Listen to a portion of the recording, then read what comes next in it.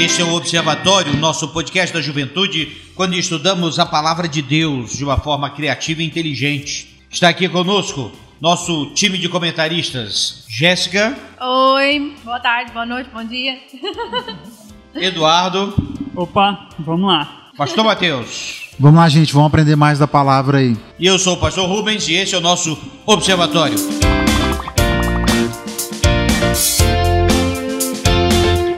Texto de Atos, capítulo 17, encontramos o apóstolo Paulo chegando em Atenas. Atenas, a bela e inteligente Atenas. Uma cidade extraordinária no passado, de forma que todo o pensamento grego era concentrado ali. A filosofia, a mitologia e tantas coisas. Paulo chega em Atenas e dá nele uma sensação muito ruim. Ele vai chegando lá e vê aquele tanto de ídolo. E não era 10, 20, eram centenas e talvez milhares de ídolos. E aquilo vai fazendo mal em Paulo. Mas ele não podia perder as oportunidades que Deus concedia e começa a falar do Evangelho de Jesus Cristo. A notícia correu na cidade porque era uma novidade. Todo mundo queria saber quem era aquele paroleiro, que era, assim chamaram Paulo, que era aquele falador. Quem era aquele? E levaram Paulo para o Areópago. O Areópago era um lugar alto onde ali se discutia as questões relativas à filosofia, ciência, religião. E Paulo pega aquela oportunidade e prega de uma forma extraordinária. Diante disso, vamos aprender um pouquinho sobre o que aconteceu. Algo incomodou Paulo, que foi essa idolatria. Perceba que no Antigo Testamento o pecado mais condenado vai ser a idolatria. E por isso eu pergunto, pastor Mateus, existe idolatria hoje? Com certeza, e eu acho que quando a gente fala de idolatria, a gente precisa entender o conceito.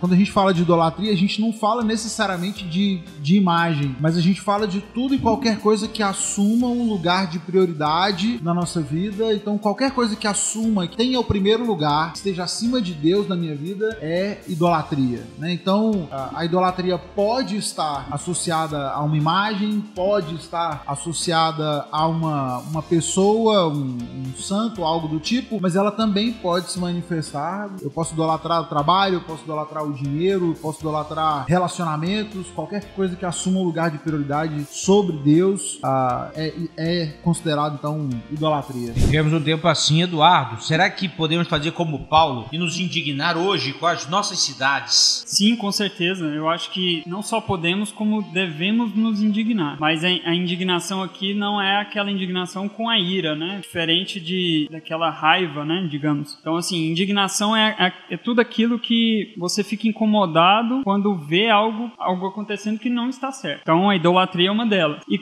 eu acredito que quanto mais próximo você está da palavra, quanto mais conhecimento você tem daquilo que é certo e daquilo que é errado, mais indignação você vai ter. Então é mais um motivo para a gente poder estar mais próximo da palavra de Deus. Quanto mais próximo, mais indignado você vai estar e mais preparado você vai estar também para poder debater ou discutir de alguma forma, né? Muito bem. Jéssica, curiosa a atitude de Paulo, porque veja que vemos que ele está assim, transtornado com essa situação, mas Paulo usa de um bom senso extraordinário. Ele não chega para aqueles líderes lá e esculhamba com todo mundo, quebra os ídolos ou faz alguma coisa assim. Não, parece que ele respeita, mas ele deixa bem claro a sua posição. Será que precisamos aprender esse modelo para lidar com situações assim, de oposição, pecado, e a gente continuar com a verdade, mas com respeito e bom senso? Paulo, ele era, assim, muito sábio, né?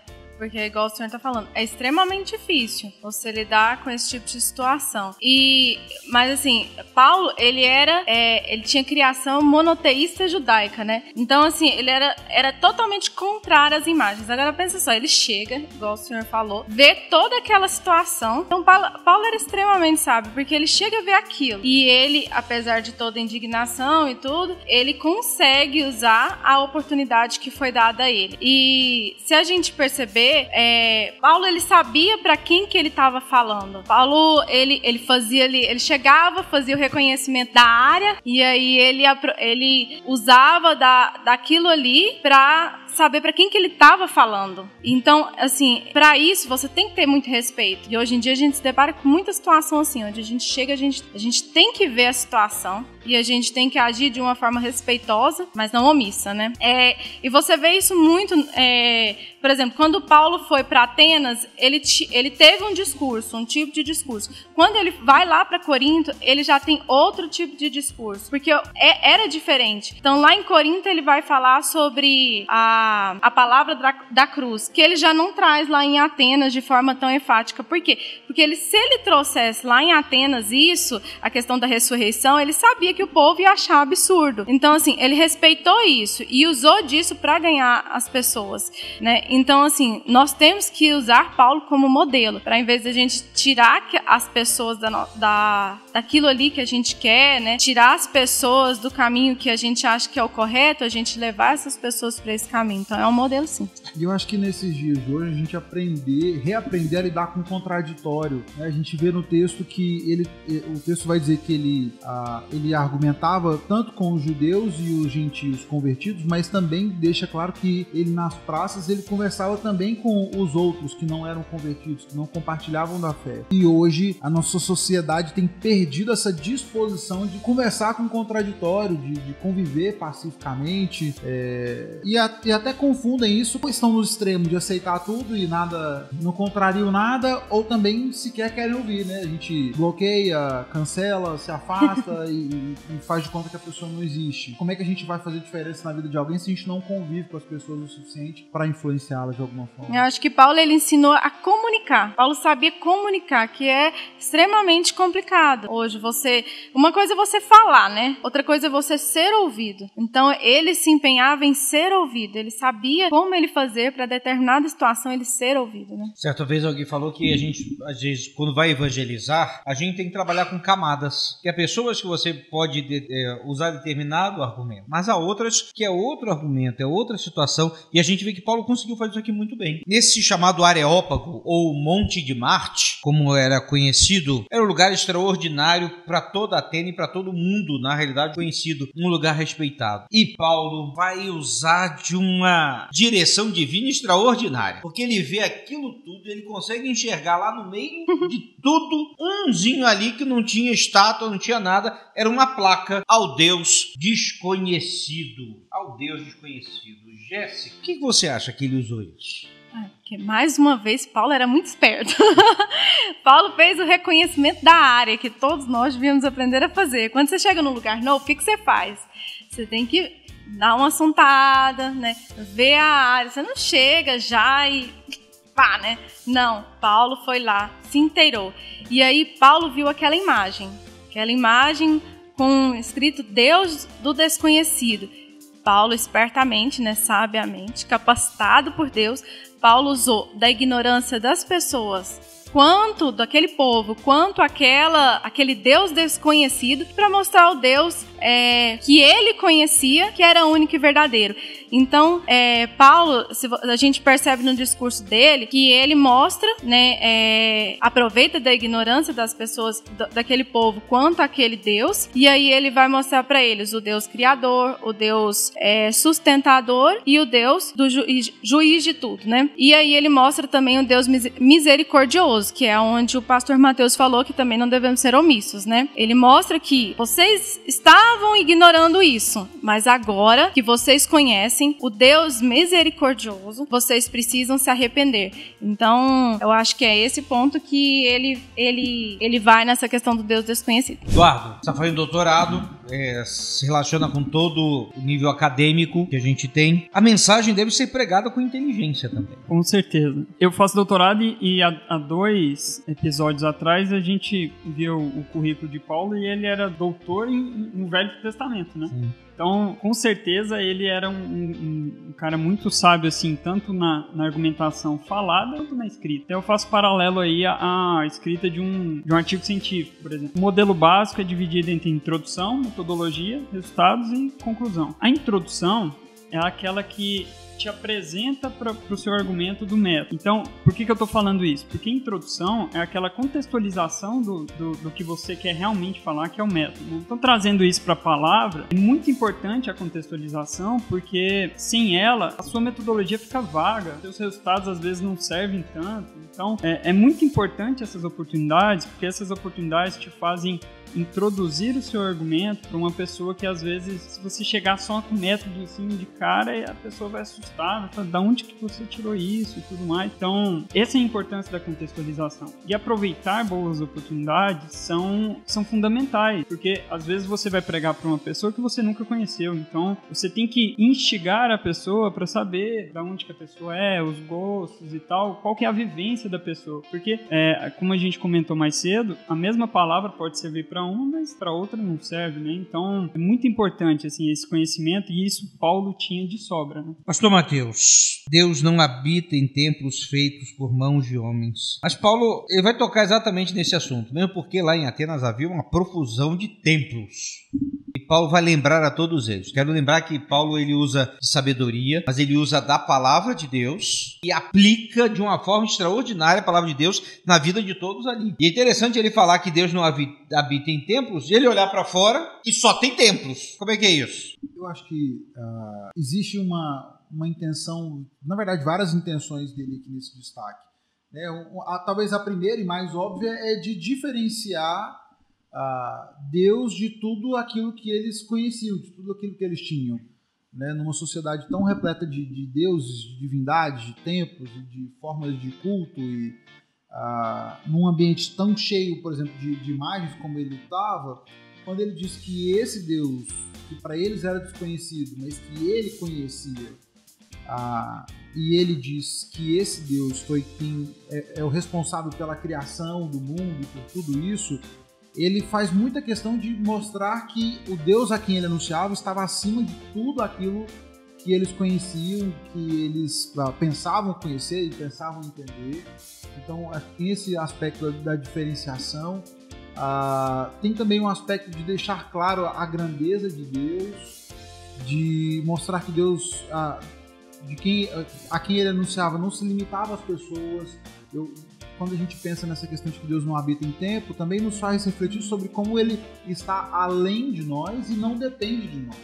Porque, de alguma forma, se a minha ideia de divindade está associada a um lugar, ela depende de alguma forma de mim, porque quem constrói o templo são as pessoas, quem ergue uma parede são pessoas. E se uma determinada divindade está limitada a um lugar, ou a templo, ou a imagem, tudo isso é sinal de limitação. Né? Então, ele quer mostrar e quer deixar claro para aquelas pessoas que ele não está falando de mais uma... Não é mais uma imagem que eles iam colocar. O objetivo não era riscar a placa de desconhecido só para escrever o nome daquela divindade, mas era de mostrar que de fato se tratava de um Deus soberano que estava além, muito além de tudo aquilo que eles conheciam. E lembrando que a igreja primitiva só vai ter templos depois de Constantino, no 3º século da era cristã ainda, então vai ficar praticamente 300 anos sem nenhum templo. Isso é bem interessante. Bem, Paulo anunciou o evangelho e saiu em defesa da fé. Eu quero insistir de forma brilhante. Pastor Mateus, podemos e devemos fazer isso? Devemos sair em defesa da fé. E entender que sair em defesa da fé não é sair em agressão aos outros. Eu acho que o problema com a defesa da fé, com a apologética, né, o termo técnico que a gente usa, é quando a gente enxerga a apologética como uma forma de agressão, ou usa dela como uma forma de agressão ao outro. E aí eu pego os meus argumentos não para esclarecer ao outro, mas para dizer que ele está errado, para passar uma sensação de inferioridade, ou converter com força bruta. Tentar me colocar como superior, né? Esse é um risco muito grande. E muitas pessoas que gostam da apologética, que se dedicam ao estudo da apologética, acabam assumindo uma postura bem agressiva. Né? É aquele cara que bate na mesa e ele tem sempre razão, e tem um tom, às vezes, de soberba. Tem que falar mais alto, né? Parece que para ser ouvido. Só que o que acontece é a repulsa. Né? As pessoas estão até dispostas a serem convencidas por argumentos, mas não estão dispostas a serem hostilizadas. Né? E às vezes a gente acha que vai ganhar as pessoas na base da hostilidade. Então, eu acho que sim, nós precisamos fazer isso, a gente precisa abrir a boca para defender a nossa fé. Não dá pra gente, principalmente nos nossos dias, não vou dizer principalmente, isso sempre foi assim, mas temos sido muito atacados na nossa fé. O ser crente hoje é sinônimo de limitação intelectual, de contentamento, o cara não quis estudar, ou ele não entende, ou ele não sabe mais.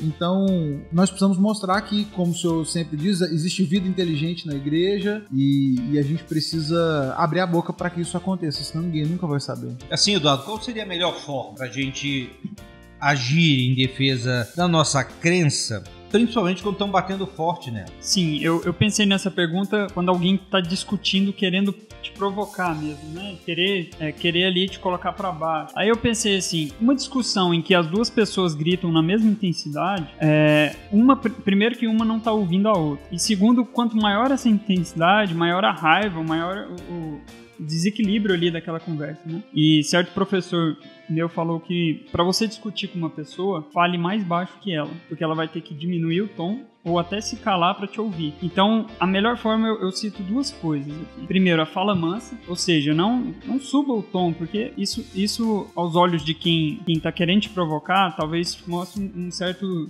despreparo, né?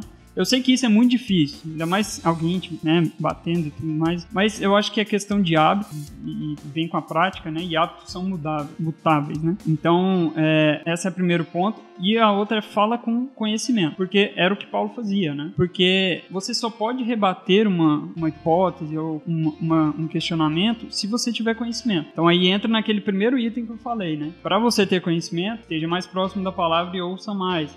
Então, dessa forma, você vai conseguir discutir de forma exata aquilo que você quer debater, né? Só argumenta quem tem argumento. Só argumenta, exatamente. E o nosso argumento é fundamentado na palavra de Deus. Jéssica, uma vez uma história que era um pastor foi convidado para um enterro de um não crente. E ele então começou o sermão aqui. Este aqui já está no inferno, mas você ainda não. E assim foi. E pregou 1 hora assim. Claro que isso é um absurdo, tá? Embora, veja bem, era verdade, mas a forma como foi colocada era absurda. Paulo foi respeitoso e sábio, mas também firme. Compartilhar a fé não significa ser grosso ou mal educado. Como é que a gente pode fugir disso nesses dias em que a gente tem visto tanta... na verdade, são embates e não evangelismo?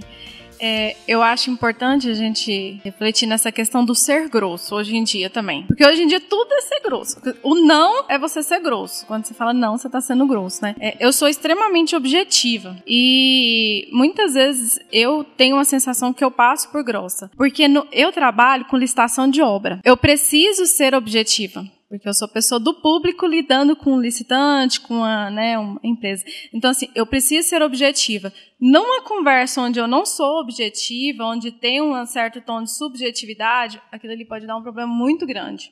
Pode levar alguns entendimentos errados. Então, assim, nem sempre, quando uma pessoa está sendo objetiva, ela está sendo grossa. Então, esse eu acho que é um ponto essencial. A segunda coisa é o seguinte, que eu percebi. Determinadas situações, apesar de eu ser muito objetiva e tudo mais, eu preciso saber, que é o que o Paulo fazia, às vezes dar uma voltinha a mais. E entender que para determinadas pessoas eu vou precisar disso. Por quê?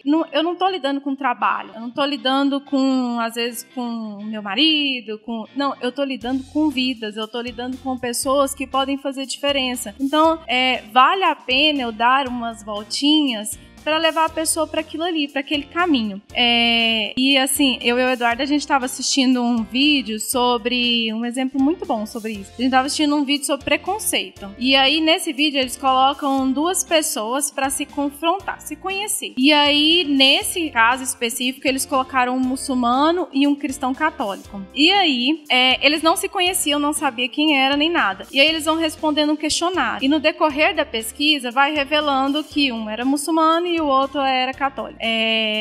Mas aí eles colocaram um cristão, o cara que falou que era católico. E aí é muito engraçado quando o muçulmano fala que é muçulmano. A postura do católico muda na hora. Ele se torna muito mais, assim, eu até falei pro Eduardo, eu falei assim, nossa, eu não quis mais assistir o vídeo, assim, eu fiquei, não quero mais. E porque assim, na hora ele assume um tom agressivo. Eu sou cristã, então eu vendo aquilo ali, e o cara não falou nenhuma mentira. Ele falou verdades, ele confrontou confrontou com verdades. Mas eu sou cristã, eu sei disso. Eu sei que ele estava tentando confrontar, mas quem assiste aquele vídeo que não é um cristão vai achar o quê? Olha lá, intolerante. Então, e o muçulmano tinha uma postura totalmente assim, não, totalmente calma, tranquila. Com certeza era o mocinho ali da história. Entendeu? Então, assim, a gente tem que saber em que ponto que a gente tem que saber diferenciar o ser grosso, ser mal educado, porque senão a gente perde pessoas. E a gente não tá podendo perder pessoas, né? E aí, eu até coloquei aqui que a gente tem que ter cuidado com a forma como a gente se posiciona, mas também a gente não pode ser omisso. A gente tem que se posicionar. Mas saber se posicionar de uma forma respeitosa. E é isso. Eu não lembro onde é que eu ouvi falar. A gente precisa ser sal, mas não precisa ser sal grosso. Pode ser refinado. A gente pode fazer uma plaquinha e distribuir. Eu gostei dessa. Pastor Mateus, o que diria então para quem sofre forte oposição no que diz respeito à sua fé em Jesus? Primeiro, coragem para continuar enfrentando essa oposição. Ore a Deus pedindo coragem para seguir. Eu acho interessante no livro de Atos, alguns capítulos atrás, a gente viu os discípulos diante da oposição, quando eles se reúnem para orar, e eles oram para pedir coragem, né? Pedir coragem para continuar testemunhando. Então, ore e peça a Deus para que Ele te conceda coragem para continuar, para que você não se acovarde. Saiba que normalmente essa forte oposição ela pode vir acrescida de penalidades e de consequências ruins, que o nosso instinto inicial é de tentar evitar a qualquer custo, né? Mas que esse nosso instinto de sobrevivência não nos leve a negar ou nos calarmos diante das situações, né? Então a gente precisa de coragem e sabedoria para saber como lidar, para saber como falar com as pessoas, para saber como abordar. Busque conhecimento, busque entender, né? Muitos cristãos se contentam em viver no rasinho, né? Viver no rasinho da fé tudo bem que, de fato, o único critério da salvação é crer em Jesus. Isso é um fato. Agora, se você não tiver profundidade, conhecimento, você nunca vai ser capaz de argumentar, de conversar de forma inteligente com alguém que tenha bons argumentos para te questionar. Que o que não faltam por aí são bons argumentos. E esses argumentos vêm sempre cravejados de doses muito grandes de verdade, com pequenos detalhes de falha. Agora, para você perceber os erros, você tem que estar bem afiado no seu conhecimento, e não só conhecimento bíblico, principalmente conhecimento bíblico, mas a gente tem que entender também da conjuntura do mundo, de saber o que está acontecendo, de conhecer o mundo que nos cerca, de entender um pouco de filosofia, por que as pessoas agem como agem. Então, só argumenta quem tem argumento. A gente precisa coragem para não se acovardar, é difícil, e tem que ter conhecimento para poder argumentar, para poder conversar com as pessoas. Pastor Luiz Saião, uma vez, ele fala que quando ele começou a estudar e tudo mais, algumas pessoas chegaram para ele e falaram: olha, não lê determinado livro não, que isso vai enfraquecer a sua fé e tudo mais. Aí ele ficou mais curioso, aí foi ler os livros. E quando ele leu o livro, ele descobriu que esse é o argumento deles, eles são muito ruins, porque o argumento bíblico é muito mais claro, a fé dele estava consolidada. Então às vezes as pessoas ficam com medo, então peraí, como diz o hino, a minha fé e meu amor estão firmados no Senhor. Então eu posso ler livros, eu posso ler Nietzsche e entender da filosofia e permanecer fiel, sabendo que Nietzsche passou os últimos anos da sua vida louco, porque não há ninguém que diga que Deus morreu e permaneça são. Lembrando que essa história de Atos 17, ela termina assim: um dos que estavam ali no Areópago, Dionísio, Areopagita, se converte. E outras pessoas também. Ou seja, como a palavra de Deus chegou ao coração de alguns ali. Bem, gente, esse é o nosso observatório. Temos as nossas palavras finais. Eduardo. Uma coisa que me vem à mente assim, tenha coragem, como o pastor Mateus também falou, né? Coragem, e não seja submisso, não seja passivo demais na sua vida. Porque a passividade leva a gente a andar conforme os outros querem. E nem sempre os outros têm um entendimento ou têm o discernimento focado na palavra de Deus. Então, seja protagonista da sua vida nesse sentido, estude, tenha conhecimento, ande conforme Deus quis que a gente andasse. Gente, é isso. Fiquem firmes e testemunhem da fé. testemunhe da sua fé, abra sua boca, deixe que o mundo saiba aquilo que você crê, o porquê você crê. Não adianta a gente também ficar buscando, se a gente não abrir a boca e deixar o mundo saber aquilo que de fato nós cremos e aquilo que a gente tem aprendido de Deus. Então fale de Jesus. Minha última palavra é sejamos melhores. Sejamos melhores como pessoas, como cristãos, que pra mim é a mesma coisa. Sejamos melhores na vida, porque podemos ser exemplos de uma pessoa que tá perto, podemos ser exemplos de uma pessoa que tá longe. Então seja um exemplo, seja respeitoso, seja melhor. Este é o Observatório, quando estudamos a Palavra de Deus de uma forma diferente. Nossa gratidão. Continue firme. Participe dos episódios, mande sua contribuição e vamos estudar a Palavra de Deus. Que Deus a todos abençoe.